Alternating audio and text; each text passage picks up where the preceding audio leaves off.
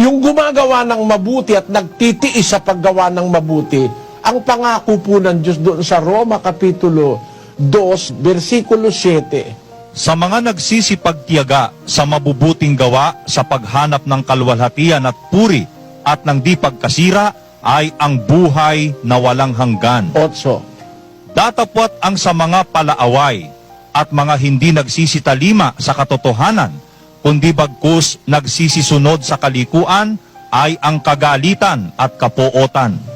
Kapighatian at kahapisan ang sa bawat kaluluwa ng tao na gumagawa ng masama, ng Hudyo una-una at gayon din ng Griego.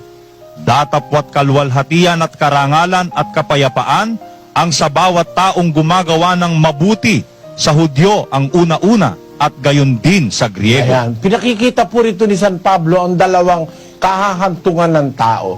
Ang sabi niya doon sa 7, sa nagsisipagtiyaga sa mabubuting gawa, sa paghanap ng kaluwalhatian at puri at nandi pagkasira, ay ang buhay na walang hanggan. Meron po nakareserba ang buhay na walang hanggan eh.